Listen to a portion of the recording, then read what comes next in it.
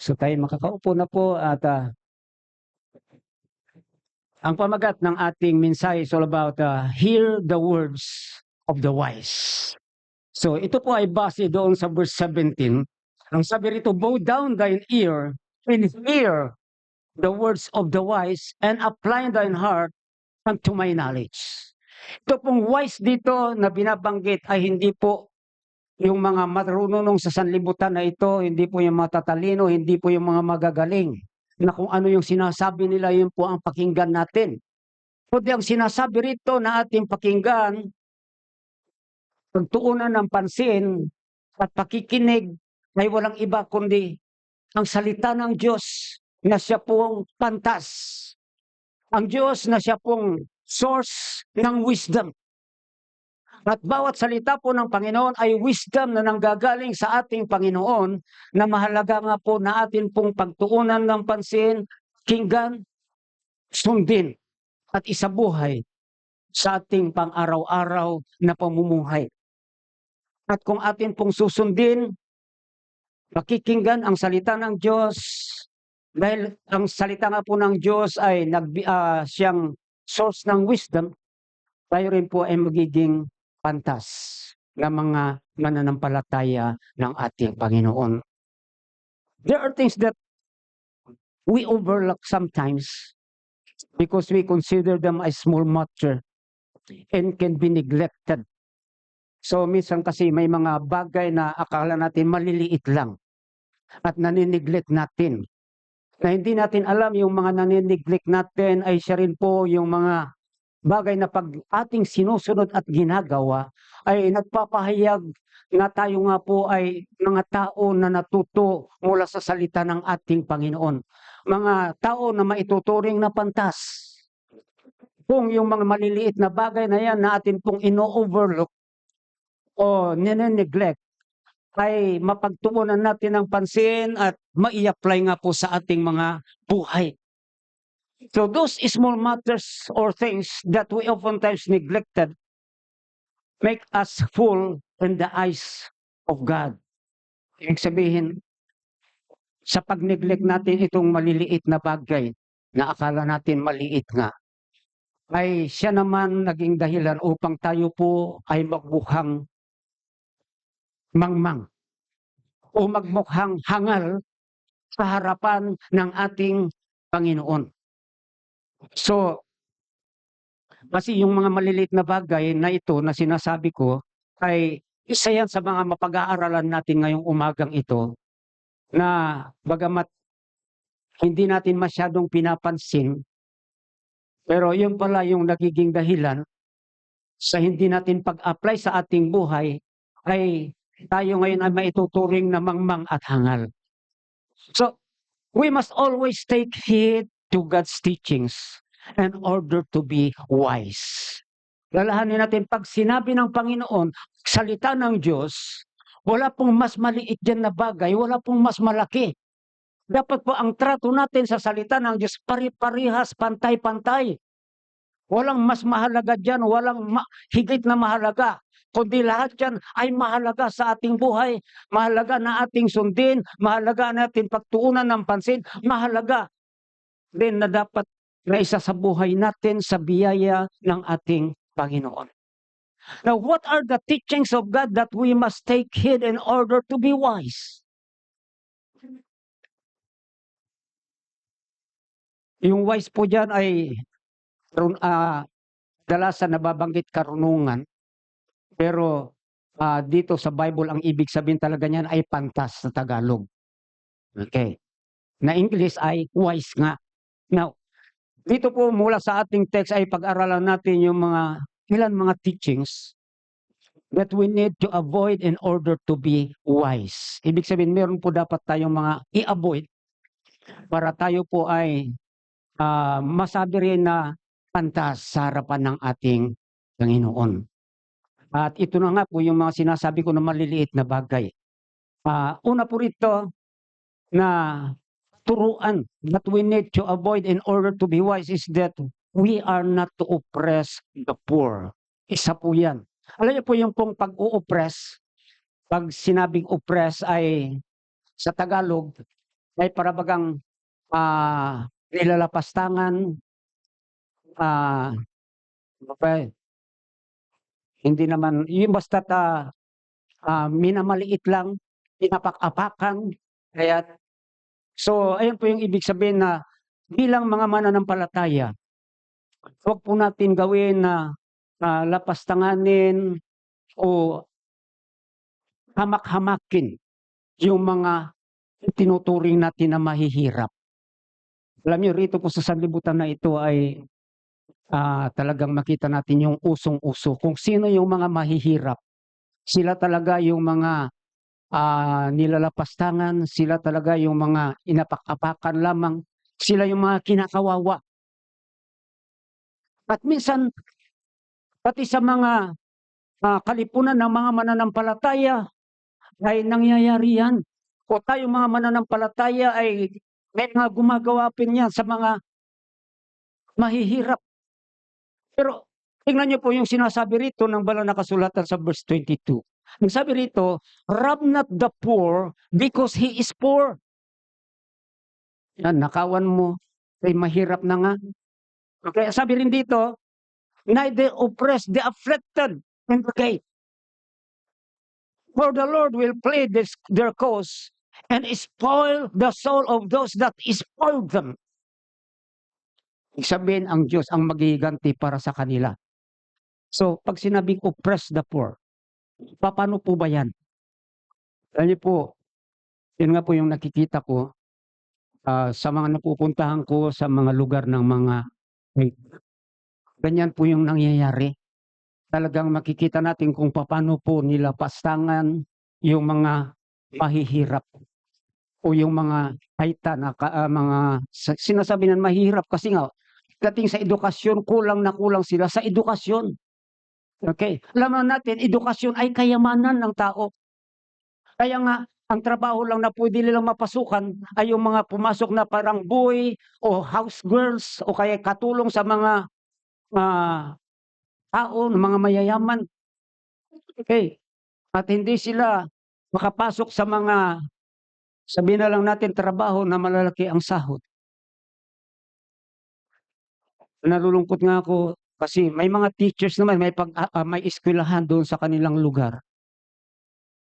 Kaso nga lang yung mga teachers ay talagang hindi sila responsable na turuan sila.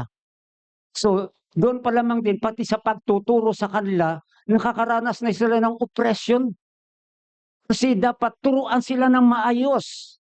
Pupunta raw ng Lunes, Martes pa magtuturo yung teacher.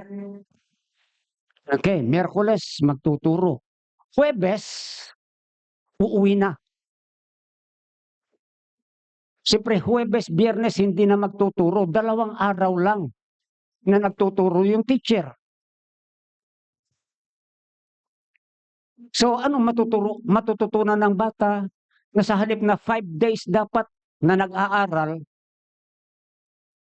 nagiging 2 days na lang?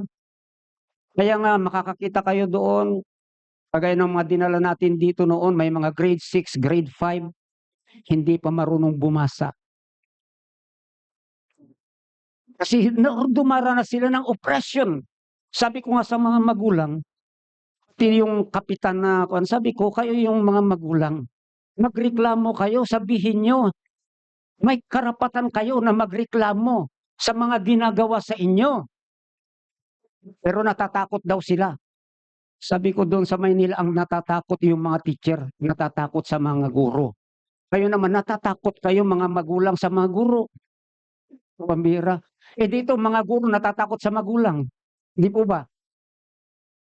Yan. Okay, kasi may mga magulang diyan. Nakita lang nila na hindi talaga maayos yung pagtuturo o yung teacher, ay ire-report kaagad nila yan. Okay. So doon talaga takot na takot sila, hindi nila magawa. Ilang taon na paulit-ulit na ganyan. Walang pagbabago dahil wala pong nagsasalita. Taon-taon sila ay ino-oppress yung mga anak nila. Mga anak, nagsilakihan din, nagsipag-asawa, nagsianak na ulit. Ganon pa rin ang nangyayari. So, yan po yung nangyayari. We are not to oppress the poor. Paano po? Una-una by defrauding them. Ano ba yung defraud? Ano yung defraud? Panluloko? Panlilinlang? Eh, siyempre, pagka mahirap, sila yung madaling linlangin. Kaya nga pagka sa mga politiko, laging ginagamit yung mga mahihirap. Kasi sila yung madaling maluko. Ayan, bigyan lang nila ng kunting salapi. Susunod na sa kanilang gusto. Panluluko. Pero dito nga may nabasa ako sa YouTube. Ay, hindi ko sa pala sa Google kahapon, na doon sa San Fernando, La Union, ang supplier pala ng tubig nila doon ay yung Prime Water na pag-ari ni Villar. Ngayon dahil hindi maganda yung serbisyo, talagang hindi gumaganda, talagang parang nahirapan na sila dahil sa masamang serbisyo ng Prime Water, nagdesisyon sila na putulin na yung serbisyo ng Prime Water sa kanila. Okay. So may karapatan sila kasi nga lumalabag siya sa kontrata. Dapat magbigay siya ng magandang tubig sa kanila at magandang serbisyo. Pero ang kanilang natatanggap ay masamang serbisyo. Siyempre yung mga consumers may karapatan yan sa magandang serbisyo. Dito nga dati nung wala pa yung galing sa Nawasa o MWSS na tubig, yung patubig dito ay galing sa kanilang balon. Meron diyan noon tangke na malalaki. Alam niyo yung tubig na lumalabas noon, hindi pwedeng inumin. Kahit nga ipaligo, pinagtitiisan na lang may amoy. Tapos pag magkarga ka sa bariles, merong parang pataba na lumulutang. Ganyan po yung tubig namin dito noon at ang mahal ng bayad. Ngayon na meron ng tubig na galing sa Nawasa, ganoon pa sa kanila pa rin.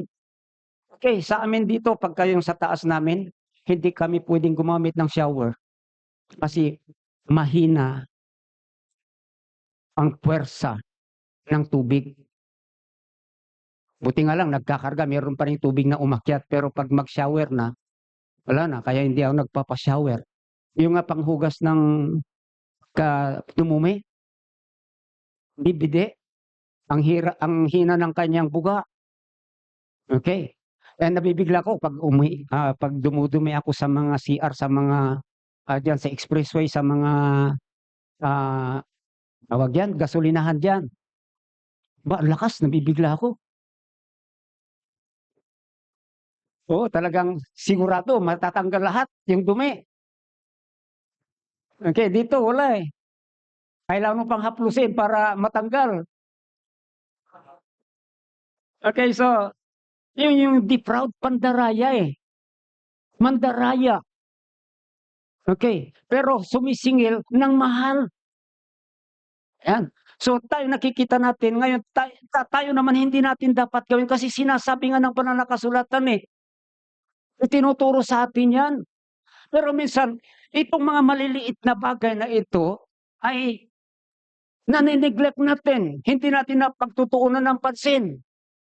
Kasi nga nakugwalihan na natin o nakasanayan natin mula noong hindi pa tayo mananampalataya, maliliit pa tayo, nakalakian na natin na nakikita, na-observe yung mga ganyang gawain. Na akala natin okay na rin sa atin. So we are not to oppress the poor. So, ilagay mo na lang yung sarili mo sa kanila. Paano kung ikaw din yung nasa kalalagayan nila? At ganyan api-apihin. Yan na dadayahin, lulukuhin. Okay? So marami na akong naikwento sa inyo patungkol nga dyan sa mga ginagawa. Lalo na sa mga katutubo natin, mga kababayan. Mga lupa nila nawawala dahil sa pandaraya. Or not only by defrauding them, but secondly, by forcefully taking their properties. Minsan, yung mga mahihirap nga, konti na lang, maliit na lang yung kanilang pag-aari. kinukuha pa ng iba. Ayan. May pag-aari nga, sabi natin, malaki, hindi nila matamnan dahil nga hirap sila sa puhunan. Okay. Tapos, kakayain pa, o kaya kukunin pa ng iba. Dahil hindi mo naman matamnan, ako na lang magtanim. Ayan. So nagkasundo na sila, natatamnan ng tao yung kanilang lupain. So umagal, umabot ng 10 taon. Katapos ng 10 taon, yung nagtatanim sinasabi, siya na yung nagmamay-ari doon sa lupa. Okay. Yun pala doon sa kanyang pagtatanim, nagawa na niya ng paraan para maipatituluhan yung lupa, na yung lupa ay sa kanya na. Kasi siya yung nakikitang nakaposisyon dahil siya yung nagtatanim eh. Pero yan ay pwersahan kasi nga hindi naman talaga ibinibigay sa kanila. Okay? At nakakalungkot po pero nangyayari po yan minsan pati sa mga kalipunan ng mga mananampalataya, nangyayari rin yan. Meron dyan mga churches na inaagaw ng ibang pastor yung kanilang church. Meron dyan, namatay noon, na-aksidente yung pastor. Dapat ang mag-take over doon sa church ay yung sending church. Pero hindi. Nabalitaan ng isa, yung isa ng pastor naman kasi nagsusuporta doon sa pastor na namatay. Ang ginawa niya, siya na nag-take over doon sa gawain. Tapos, ito na nga nangyari, nagkaaway na sila nung pastor na, yung pastor sa mother church nung church dito na inagaw. Hanggang ngayon, hindi pa sila nagkakabati dahil lang sa mga ganyang bagay. Okay? Kung aagaw yun. At ito na po, kung po natin gagawin yan. Okay? So kasi yung church na yun ay sabi natin malaki, mayaman. Ay yung church dito ay maliit lang. Okay? So, kaya nga, gano'n na lamang, dali-dali tinake over ng pastor ng mayaman na churches, yung pastor na mayaman, sabihin na lang natin, yung isang church na namatayan ng pastor. Pero ang dapat ay yung mother church yung mag-take over. Halimbawa rito, meron tayong sent out na mangyari gano'n ay mawalan ng pastor. Una-una tayo ang dapat na nagte-take over doon sa gawain. Nagpapadala yung church dito ng ng magpapastor sa kanila, ng mag-aalaga sa kanila doon kung saan man yan. Na hindi yung kung sino-sino lamang ang kukuha doon sa gawain. Okay. So, buti nga hindi natuloy si Pastor Marvin na umalis eh. Nag-chat na siya noon sa marami, naaalis na sila. Yun nga lang, ni isang membro wala siyang itinurn over dito. Yun yung question ko noon. Bakit? Meron siyang binibigay sa iba na mga membro niya na meron man mother church. Buti may nag-advise sa kanya. Sabi ng isang pastor, meron kang mother church. Dapat sa mother church mo iturn over yung mga members. Pero maganda roon hindi natuloy yung kanyang pag-alis na doon na lang sila sa Rosagaray. Okay? Pero magkakaroon siya ng problema pagka tinuloy niya yun at hindi nga niya iturn over dito yung mga members. So, by forcefully taking their property, by defrauding them, and thirdly, by favoring the rich over them. Yan. So, di ba, kadalasan yun nga po yung mga paglapastangan, pang-aapi sa mga mahihirap. Kung sino yung mga mahihirap, sila yung inaapi. At kung sino yung mga mayayaman, sila yung napapaboran. Alam niyo po, ito nga po yung kwento doon sa La Union sa San Fernando. So, tinake over na nung mga residente roon yung water supply nila. Sila na nag-operate. Itong prime water, lumapit sa korte. Alam niyo, hindi sila kinausap ng korte yung mga residente, yung mga consumers. Meron din silang mga set of officers eh. Hindi sila kinausap. Si Villar lang, yung prime mover lang, kinausap nila. At maya-maya naglabas na yung korte ng desisyon na ibinabalik sa Villar yung pag-control doon sa water supply. Ano pa ibig sabihin yan? Yung mayaman na paboran. Bakit kaya napaboran yung mayaman? Merong opresyon na nangyari. Kasi yung mayaman, kaya niyang bayaran yung korte, yung huwes, yung abogado, para magdesisyon pabor sa kanila at laban doon sa mga mahihirap, mga consumers, maliliit na tao. Nangyayari po yan sa atin. Kaya nga ito yung paalala sa atin ng pag dumating tayo sa punto na tayo ay nakakaangat, alalahanin natin ito. We are not oppress the poor. Yan. Sapagkat pwede rin tayo mangyari o pwede rin mangyari sa atin yan. Sabi nga rito sa verse 23, for the Lord will plead their cause. Yan. Ang Panginoon mismo ang siyang sisingil doon sa mga nang aapi sa mga mahihirap. Okay, sabi pa rito, and spoil the soul of those that spoil them. Ibig sabihin, merong balik doon sa mga nang aapi sa mga mahihirap. Sila ay babalikan ng ating Panginoon. Meron po yan sinasabing karma kung tawagin. Ano meron noon ng balita. Gusto ko lang ikwento kasi nga ngayon lumilinaw na eh. May taon noon na nagkawalaan yung mga sabungero. Na natatandaan nyo ba yon? Umaabot pala ng almost 40 yung mga nawala na sabungero. And that time, namamayagpag din noon yung online sabong. Okay. Alam niyo yung online sabong? Yan. So ngayon, may mga nagsalita na, may mga nakalap na, alam niyo ang lumalabas daw na mastermind sa pagpatay. Kasi, ang sabi nila, yung mga mahirap na sabungero na yon, dinala raw sa Taal. Doon daw sila inilibing. Ewan ko ako matatagpuan pa. Paano kung doon na sa mismo crater sila dinalagay? Hindi na matatagpuan doon. Okay. At mastermind daw, ultimo Supreme Court, hindi niya pwedeng banggahin.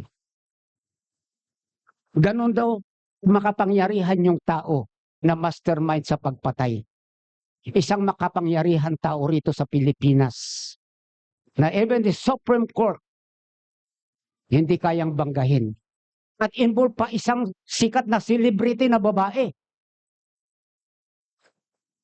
Isa lang naman yung celebrity na involved sa sabong eh. Online sabong yan noon. Kasusyo ni Atong Ang, si Gretchen Barreto.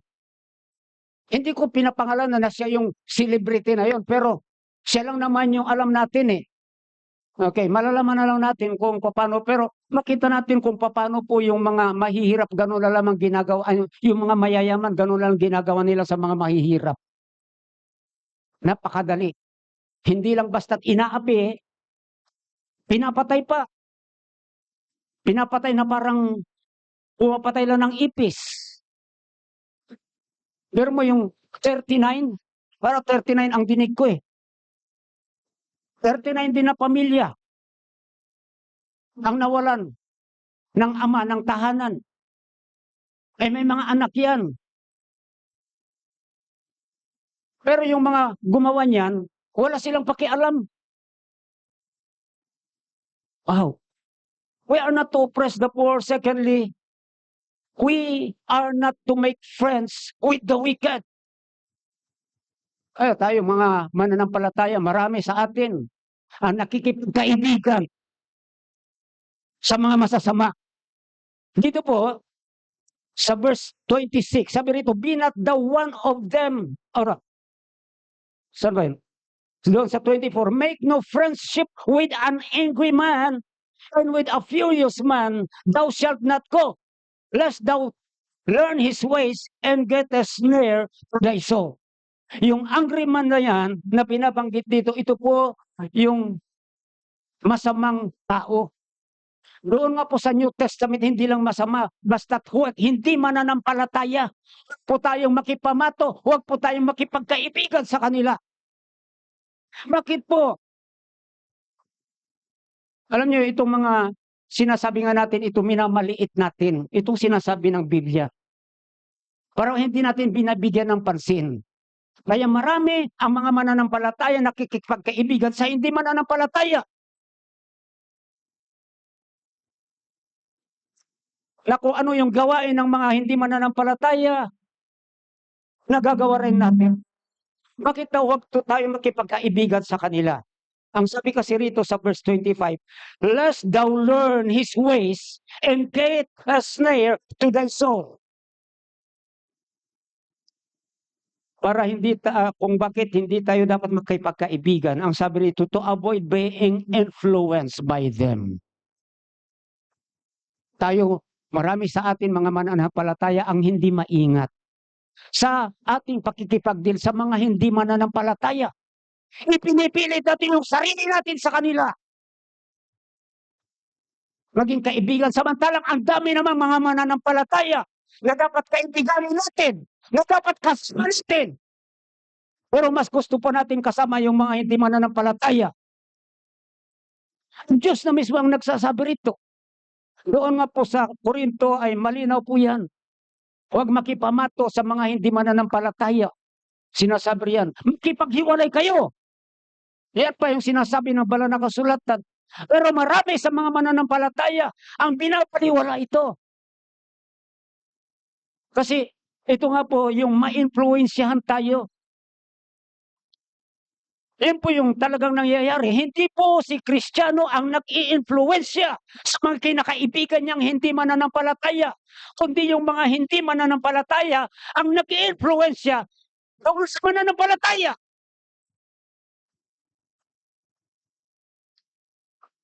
Maya-maya kung ano yung ginagawa nila, yun na rin yung gawain ng mananampalataya. At si mananampalataya, ipinagpapalit niya na yung mga okasyon, yung mga gawain sa iglesia na kanyang kinabibilangan. Kasi nag-i-enjoy na siya sa samahan ng mga hindi mananampalataya.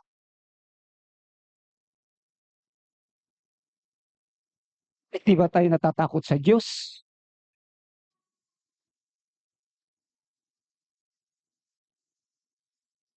Sabi rito, lest thou learn his ways.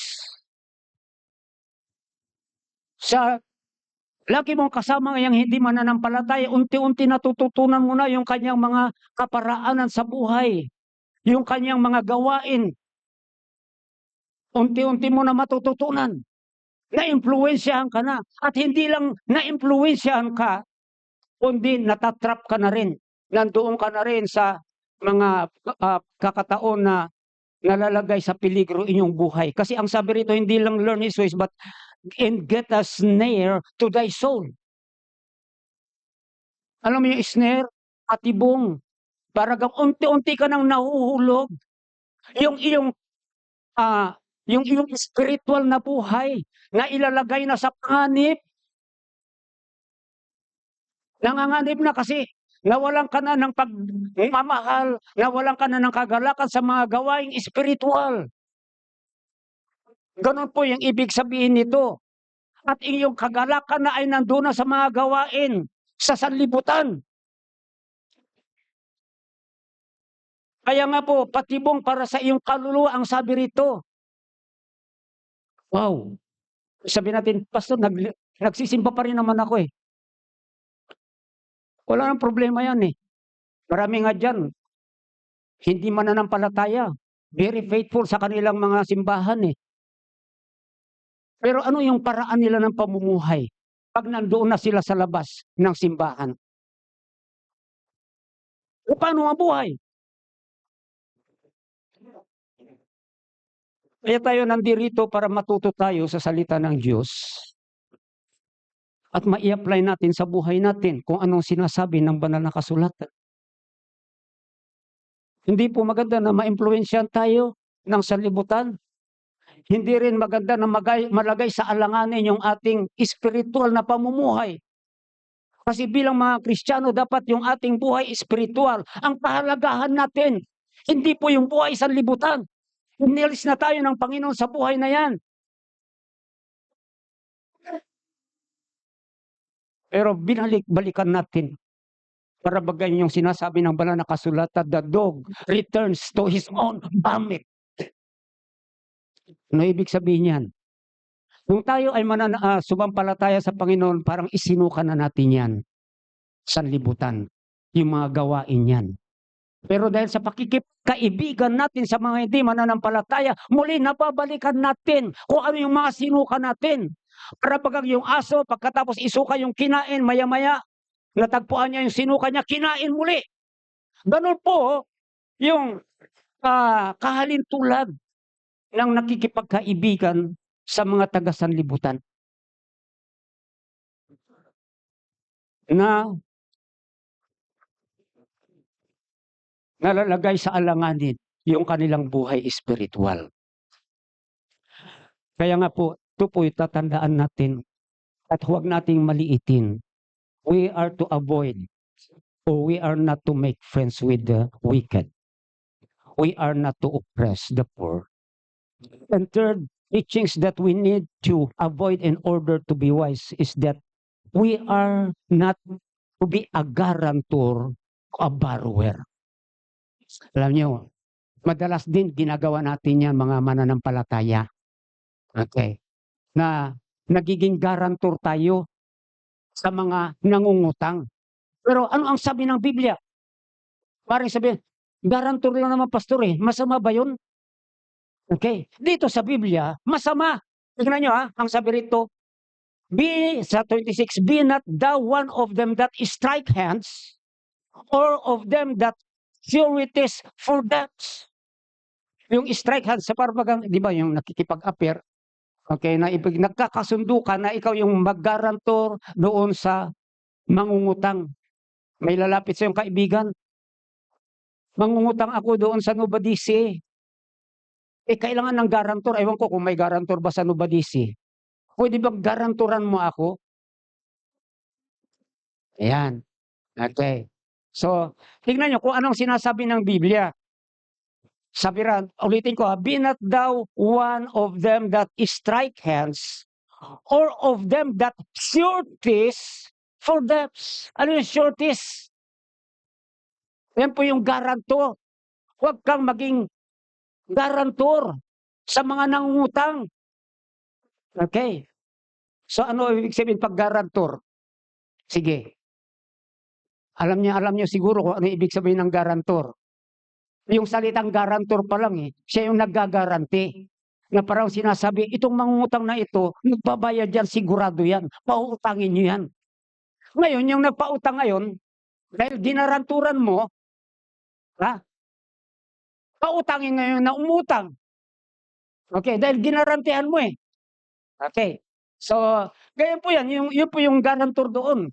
Hindi po utangan kung wala kang na naggagaranti. Pero ang Biblia mismo, nababanggit, huwag kang magiging garantor sa mga nangungutang.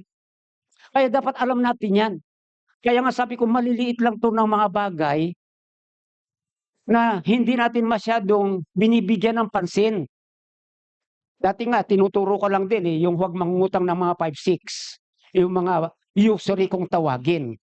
Huwag din tayo magpapautang ng usury. Yung malaki ang patubo. Okay. So meron po dito sa ating bansa ang tinatawag na legal nagpapautang. At meron din talagang naukulan percentage lang na dapat ipatong bilang tubo doon sa pautang. Okay. Sa bangko parang pinakamataas na yung 18% per annum.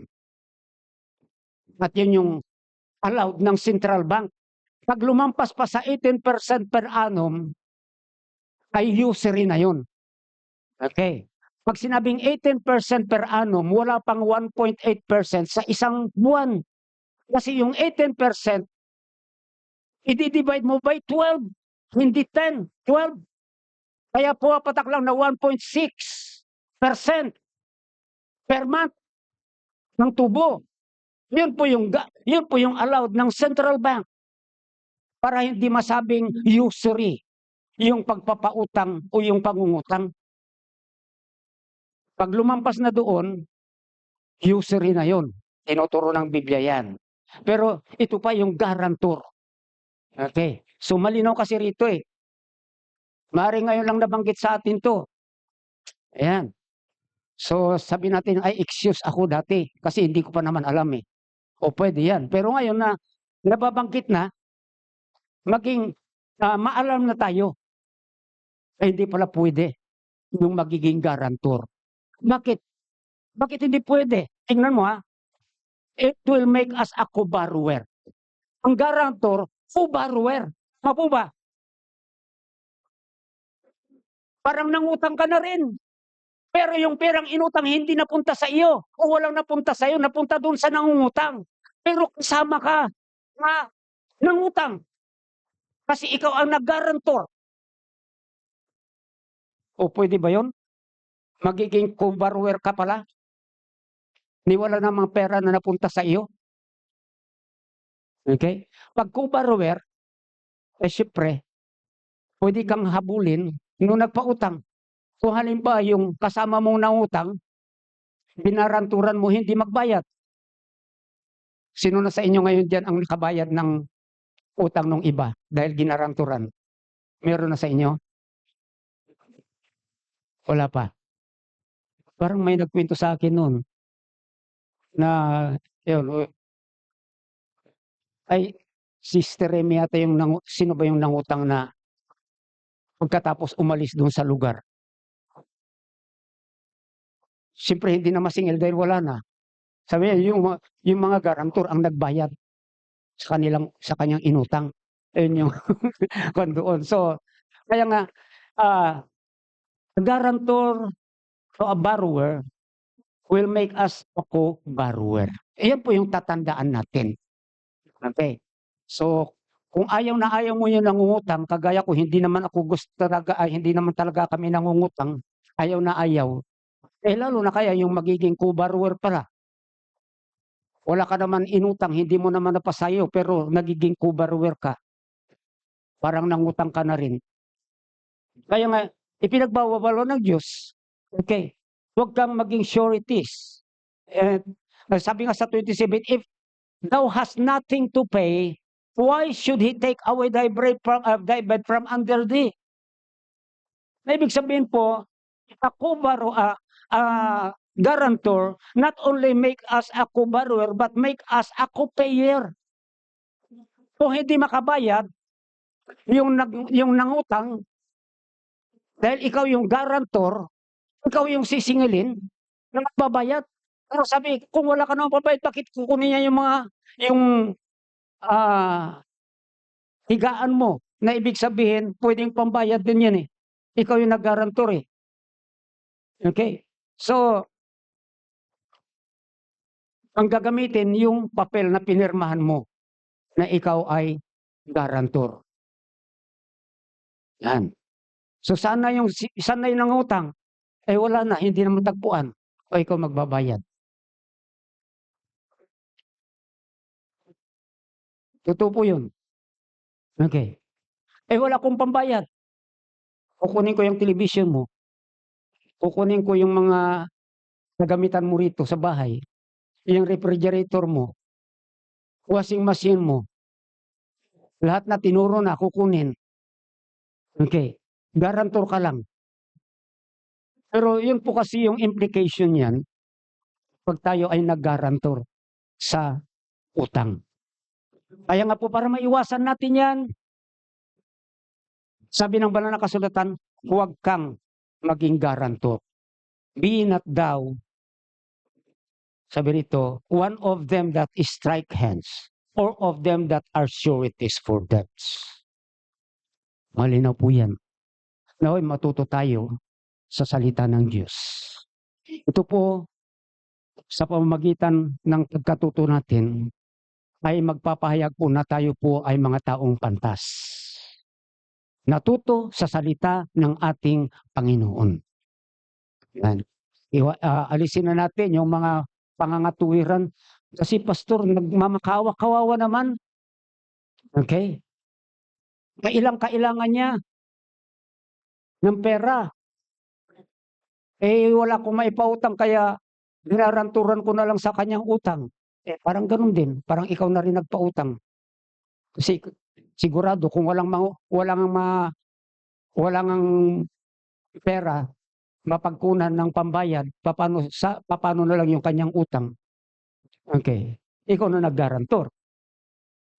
Yan. So, kaya dapat po ay tandaan natin po ito.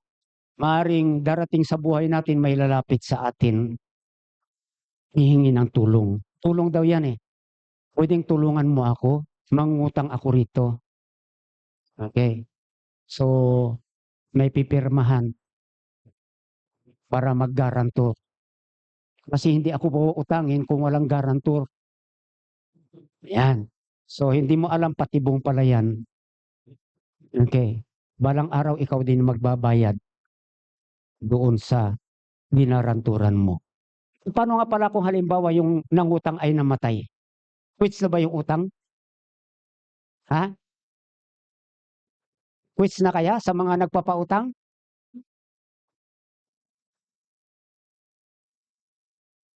O baka yung guarantor pa rin yung magpapatuloy na magbayad? Kasi nga wala na yung nangutang eh. Okay. So, pwede rin yun. Yan. Hindi ko sinasabi na subukan nyo. Okay. At ipanalangin na yung mangungutang ay mamatay. Okay. Para makita kung magbabayad nga kayo. Pero, the mere fact na sinabi ng Biblia, huwag kayong maging garantor, ay tama na yun. Sapat na yun. Wala na dapat explanation. Wala na dapat mga pangangatuwiran pa. Sundan na natin kung ano yung tinuturo ng banal na kasulatan. Iwasan na natin yan. Pastor, kasi malambot yung puso ko eh. Sige. Okay. So, mga tuwiran nyo na ibig sabihin po, salungat pa rin sa tinuturo ng banal na kasulatan. Ang maganda rito, sundin natin kung ito yung tinuturo ng Biblia. Tama po ba? Okay, hindi yung sasabihin mo malambot kasi yung puso ko. Yan. Once kasi na sinuway natin yung salita ng Diyos, ang katumbas niyan ay nagkakasala na tayo sa ating Panginoon. Kahit man sabihin natin na maganda yung hangarin natin. Okay. Pero yung hangarin natin ay hindi po sapat para sabihin hindi na tayo nagkasala. Tingnan nyo si Saul. Inutusan siya ng Panginoon na patayin, lipulin yung lahat ng mga taga-Amalek, pati yung mga hayop. Lahat ng tao, lahat ng mga hayop doon patayin, walang itirang buhay. Ngayon, pumunta na sila, ginawa naman nila pero ang nangyari, nagtira sila ng mga hayop na matataba. Kasi ang sarap siguro, tinitignan nila, ang sarap naman nung kambing na yun. Sarap naman nung tupa na yun. Ang sarap naman nung baka na yun, ang taba. Kinuha nila. Yung hari, hindi rin nila pinatay. Sabi ng Panginoon, lahat patayin. Ayun nga, nung kaharap na sila ni Samuel, bakit hindi mo sinunod yung utos ng Panginoon? Bakit itong mga hayop na ito? Alam niyo, nangatuwiran si Saul, sabi niya, ay kinuha ng mga tao yan para ialay sa Panginoon. Sabi niya kay Samuel. Okay, maganda ba yon? Maganda yung hangarin, no? Kasi ialay sa Panginoon eh. Pero hindi inaprobahan ng Panginoon. Sabi nga ni Samuel, as the Lord has great delight and burnt offerings to obey, ang sabi niya is better than sacrifice.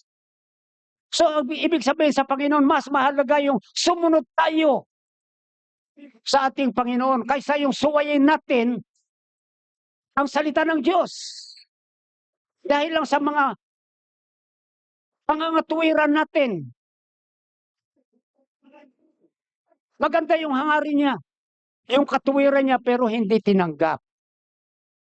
Kasi ang nakikita doon yung pagsuway niya. Ganon din tayo. Borrower lang naman. Ano ba naman yan? Huwag niyong maliitin. Kaya nga kanina pa, sinasabi ko na, maliliit na bagay lang. Pero, ito po yung magpapahamak sa atin. Okay, pag hindi natin binigyan pansin ang mga bagay na ito. Be not thou, we are not to oppress the poor. We are not to make friends with the wicked. We are not to be a guarantor to a borrower. And lastly, we are not to remove ancient landmarks. Ang sabi rito, sa verse 28, remove not the ancient landmarks which thy fathers have set. Okay, sa literal, kung literal po, pag-uusapan, sa actual, pag sinabing landmarks, ito po yung mga muhon. Sa mga lupa yan. Muhon na kung saan palatandaan ng boundaries. Okay. Nang no Old Testament times, ginamit po yan doon sa Book of Proverbs, sa law. Huwag mong tanggalin yung mga muhon. Ibig sabihin, huwag mong ilipat. Ito po. Okay. Pero dito po, pagdating sa spiritual na usapin, okay, ibig pong sabihin ng landmarks dito, isa na nga po yung mga please traditions. Pag traditions, yung mga ginagawa practice natin. Ano po yung mga practice natin? Halimbawa yung panambahan sa ating Panginoon. Huwag mong i-alter yan. Huwag mong babaguhin. O huwag mong babaliwalain yung pagsamba sa ating Panginoon. So yung pagsamba sa isang tinuturo ng banal na kasulatan na ito nga po ay matagal na sinasabing tradisyon o practice natin, gawain natin. Yan. Tinanggap natin yan. At yun nga po, may mga nag-a-alter niyan. Paano po? Yung linggo na pinapanggit sa banal na kasulatan na first day, yung pagsamba, ay ginagawa nilang seventh day. That is alteration. That is removing the ancient landmarks. Okay. So yung mga solemn na pagsamba, ngayon yung tinanggap natin, yun yung tinuturo ng banal na kasulatan, na-alter na rin ngayon. Marami na tayong nakikita ng mga nagsasamba na wala na yung pagiging solemn. Maiingay na sila. Maiingay na musika. At andyan pa yung mga pagsayaw-sayaw na kung ano-anong mga ginagawa sa pagsamba. So, na-alter na. Kung titignan nga, sabi ko nga, nung maliit ako, yung mga churches sa amin, mapa Pentecost man yan, mapa yung sa UCCP o Protestant, lahat po yan noon solemn kung magsamba. Pero time comes na yung tinanggap na tradisyon kung paano magsamba ay na-alter, na bago. Pero ang salita ng Diyos ay hindi po nababago. Ang sabi sa Amos, ang sabi roon, take thou away from me the noise of thy music. Hanggang ngayon, hindi pa nababago yan. Sa Tagalog, tanggalin mo yung ingay ng inyong mga musika. Yan po yung sinabi ng Biblia eh. Okay, hindi ko lang alam kung makikita ko. Gusto ko lang mabasa. Mabasa natin. Amos.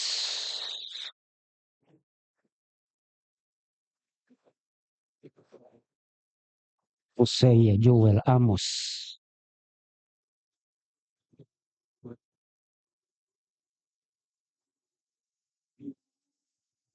Doon sa Amos 5:23. Ito bang sinabi rito? Amos 5:23. Take thou away from me the noise of thy songs, for I will not hear the melody of thy viols. Pag nag-aawitan sila, pagka nagtipon-tipon upang mag-alay sa Panginoon, nag-aawitan sila maiingay. Okay. So, Hindi natuwa ang Panginoon sa kanila. Sabi niya, "Tanggalin niyo yung mga ingay ng iyong mga awit, pakikinggan ko." Okay. So, ah, yun po yung makikita natin dito, yun po yung pag-remove ng ancient landmarks, yung mga established traditions na itinuturo ng banal na kasulatan, nababago, nililiko, o anuman mga bagay na ginagawa na hindi naaayon doon sa itinuturo ng banal na kasulatan. Not only unestablished traditions, unestablished principles. Ano ba yung mga prinsipyo? Yan. Ang sabi ng banal na kasulatan, do unto others what you want others do unto you. Gawin mo sa iba ang gusto mong gawin nila sa iyo. Ano ang ginagawa natin? Sinusunod ba natin yon? Yung mga ayaw natin na gawin sa atin ng ating kapwa, yun yung ginagawa natin sa kanila. Okay. Pero ang sabi ng Biblia, gawin mo sa iba yung gusto mong gawin nila sa iyo. So ibig sabihin, ito po ay isang prinsipyo. Tama po ba? Okay. Ang maghasik ng marami, aanin ng marami. Yan. Gusto natin umani ng marami. Pero paano kung maghasik tayo, marami rin ba ang hinahasik natin? Paano tayo mag-expect ng maraming ani, kukunti ang ating itinanim? Kung gusto mo, pagpalain ka ng Panginoon ng blessings na marami. Okay. Pero pag nagbigay ka naman sa Panginoon, nag-offer ka, kakaunti. How can you expect the Lord to bless you abundantly kung kukunti rin naman yung mga pinagkakaloob mo sa Kanya? So those are principles na naaalter na. Okay. Nasabi, remove not the ancient landmarks. Yung kasing salita ng Diyos, hindi mababago yan eh. Gaano man gawin natin na pag-alter, kung ano yung sinabi ng Diyos, mananatili yan. Dapat yung prinsipyo na mga tinuturo ng banal na kasulatan, doon tayo. Huwag natin babaguhin. Okay. Gusto natin na pagpalain tayo, marami tayong ani. Ayaw naman natin magtanim. Ano ang anihin natin? Yan. Ayaw natin mag-offering sa Panginoon. Pero gusto natin i-bless tayo ng Panginoon. Oh, di ba nakakalungkot? Okay. So, pero itong mga ito ay binabaliwala natin kasi sa atin maliliit lang na bagay. Pero pagka ang pinag-uusapan ay salita ng Diyos, wala pong maliit na bagay yan. Lahat po yan ay mahalaga para sa atin. Tigilin nyo ngayon mga bata. Hindi na ako magsasalita rito. Sila na lang laruin natin dito sa harap.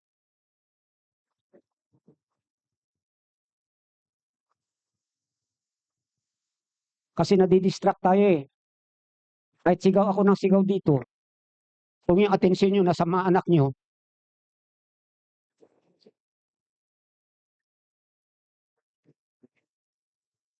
so established principles, established traditions, ito po yung mga landmarks. Okay, para tandaan. And established doctrines.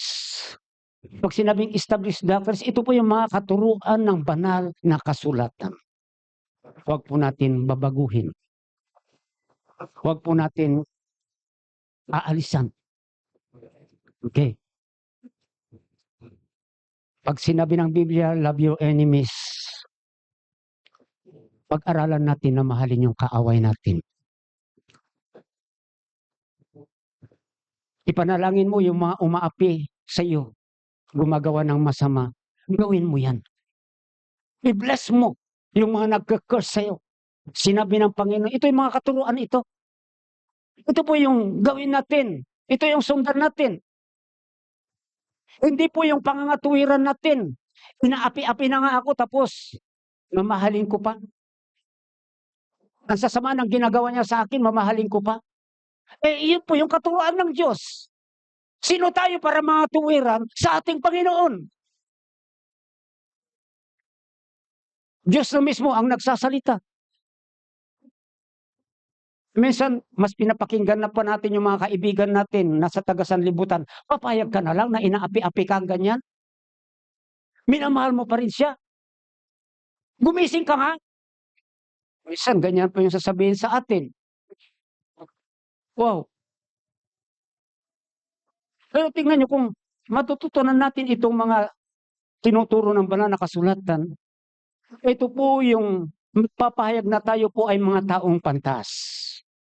Maliliit na bagay minsan napapabayaan, nanineglect o kaya isinasantabi lang natin. Pero hindi natin alam, napakahalaga para tayo ay tawaging pantas. So pag sinabing doctrines, ito po yung katuruan ng ating Panginoon. Kaya nga po mahalaga po na tayo ay magbasa ng salita ng Diyos. Tayo po ay mag-aral, dumako sa bahay-sambahan upang makinig ng salita ng Diyos. Upang sa ganun itong mga aral na ito, mga teachings o doctrines, ay matutunan po natin o marinig natin at mai-apply din natin sa ating buhay. Kasi ito pong mga pinapahayag, mga salita ng Diyos, hindi po lang basta't ipaparinig sa inyo. Kundi meron po tayong responsibilidad upang i-apply sila sa ating buhay sa biyaya ng ating Panginoon. Huwag nating sabihin, ay ang hirap naman yan. Ang sama-sama na ng ginawa sa akin yan, tapos gagawin ko pa rin ng mabuti. Hindi mahirap kung sinasabi ng ating Panginoon na gawin natin, gawin natin. Okay. So, pinipersecute ka, sabi ng Biblia, ipag-pray mo siya. So that is godly way upang i-treat yung mga bagay na ganyan o yung mga tao na gumagawa sa atin yan. Hindi po yung gaganti rin tayo sa kanila. Inapi tayo, aapin din natin sila. Ayan, pinersecute tayo, pipersecute din natin sila. Minura tayo, pinagsabihan tayo ng masama, magsasabi rin tayo sa kanilang ng masama. Hindi po yan. Okay? Yan po yung opposite ng tinuturo ng banal na kasulatan. Kaya nga po, dating sa mga landmarks, kung ano yung mga tinanggap natin, yun pa rin, yung ipapasa sa inyo, ipapasa natin sa mga susunod na henerasyon. Walang alteration o pagbabago. Sapagkat ang Biblia o ang salita ng Diyos, hindi po nagbabago. Yun nga lang ngayon, na nga po talagang marami nang nag-aalter ng salita ng ating Panginoon. Yan, pati nga yung mga kwento ni Pastor Brother Aaron, kanina sa Sunday School, meron daw siyang kaopisina, nagsasabi kung gustong maging mayaman, magpastor ka. Sa totoo lang, marami rin kasing pastor na nagpayaman. Hindi natin maitatwa yan. Okay. Sabi ko nga si Congressman Abante, pastor yan ng Baptist, kilalang kilala. Doon naakusahan ng mga DDS na siya raw ay nagnakaw sa kaban ng bayan. So kinu-question nila yung kanyang mga Jaguar, yung Mercedes-Benz, yung rilong Rolex. Sa totoo lang, hindi po nanggaling sa bayan, kaman ng bayan yan, nanggaling po sa church niya yung mga yun. Hindi ko lang alam kung ano pa yung mga ilan mga ari-arian na ibinigay ng church sa kanya. Basta natatandaan ko lang, year 2002, bagong-bago ako napunta kami sa church nila noon, mission conference. Ipinapaskil na yung regalo nila sa kanyang birthday na Jaguar. Alam mo yung Jaguar? Hindi po hayop yun. Isang mamahaling kotse. Okay? So that time, tumatanggap lang siya ng 60,000 per week sa church. Yan, pero pag birthday siya, hindi lang bibigyan ng ganong kagarpo na regalo. Bawat membro pa, magbibigay sa kanya ng regalo. Ultimo bata. Ganyan. Tapos marami rin siyang mga churches sa Middle East, sa ibang bansa. Lahat yan nagbibigay sa kanya ng pera. That time, sabi nga nila, kung $2,000 lang ibibigay sa akin isang buwan ng mga churches sa Middle East, insulto sa akin yan. Ibig sabihin, maliit lang ang $2,000 noon na manggagaling doon sa Middle East na ibibigay sa kanya buwan-buwan. That is 23 years ago. Ngayon, nung nagkaroon ng investigasyon sa Kongreso, kino-question na siya. Pero yan, ipinapaliwanag ko naman, hindi naman talaga nagnakaw. Yan yung mga sinasabi nyo. Yung Rolex na yan, ano na lang yung tumbas ng Jaguar na kutsi na inirigalo sa kanya. Kayang-kaya siyang bigyan ng luho ng kanyang mga members. Yan po yung katotohanan dyan. Okay? Pero yun na nga po, talagang hindi ko sinasabing nagpayaman, pero talagang mayaman siya. Kaya yumaman siya dahil sa church. Pero hindi dapat ganun. Okay? So, marami rin talaga yung mga pastors ng mega church na talagang mayaman na. Yan nga, kung titignan nyo sa Google, makikita nyo maraming mga pastor doon na ilalagay, mga richest pastors, may mga yate yan, may mga jet yan, plane o private planes, okay, choppers, at iba't ibang klase ng sasakyan. Pero alam niyo po ay ito na nga po, ang salita ng Diyos ay hindi po mababago. Gaya kong pastor, isa nga sa tinuturo, ang pastor ay hindi po siya involved sa filthy lucre. Yung filthy lucre, yung hindi dapat siya materialistic. Ayan po. Okay. So, para sa ganun ay magsilbi siyang mabuting ehemplo sa mga membro.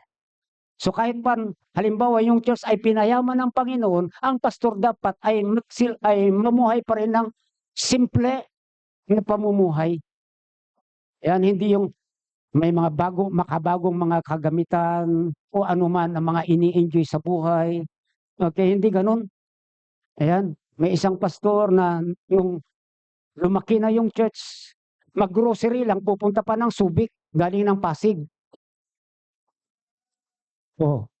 So pupunta doon sa duty free sa Subic, doon pa mag-grocery. Meron naman duty free na malapit dito, di ba? Hindi pupunta sa Subic. Okay, pero ayun po, pagdating po sa karunungan, makinig po tayo sa ating Panginoon. Sabi nga, balikan natin yung ating text. Sabi rito sa verse 17, bow down thine ear and hear the word of the wise. Wala dapat tayong kikilalanin na ibang wise kundi ang ating Panginoon. At ang salita ng Diyos, ito po, Biblia. Nababasa natin ng libre, walang bayad. Libre na papakinggan natin pag pumupunta tayo sa bahay-sambahan upang manambahan sa ating Panginoon. So a wise man gets honor from the noble. Ito okay? So kasi ang tendency natin, minsan kung bakit nakikipag-kaibigan tayo, gusto sa sanlibutan o anuman yung mga bagay, gusto natin yung ma-honor tayo.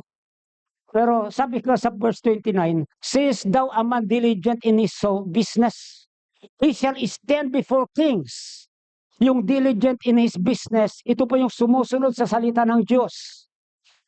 Ang sumusunod sa salita ng Diyos, will stand before kings. Ibig sabihin, makukuha niya yung honor mula sa mga noble na tao.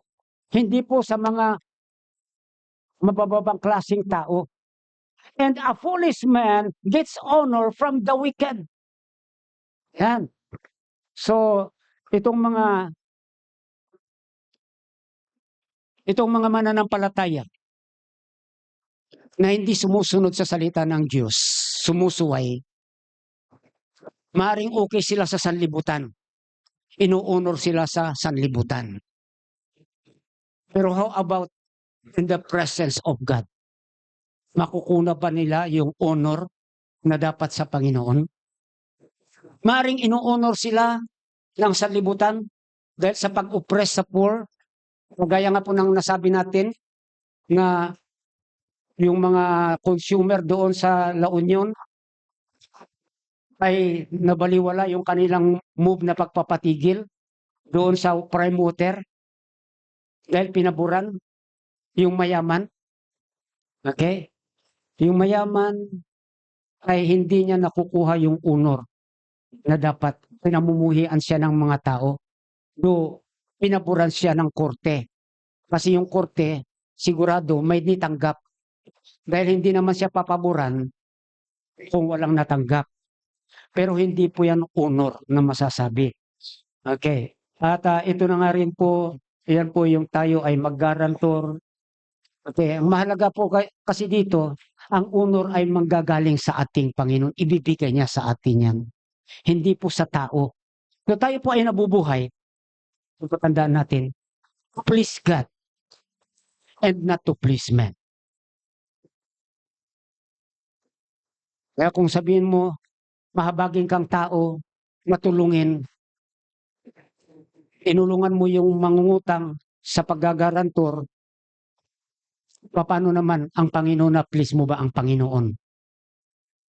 Sa pagsuway natin sa salita ng Diyos, ito ang tatandaan nyo, hindi po natin napiplease ang Panginoon pag sinuway natin yung kanyang salita. Maaring matuwa ang tao sa atin, pero how about God? Yan po yung lagi nating tatandaan. Ganon din yung mga pag-alter natin ng mga landmarks. Hindi po matutuwa ang Panginoon. Kaya nga po, dito po, ano man ang mangyari, hindi po tayo magbabago rito.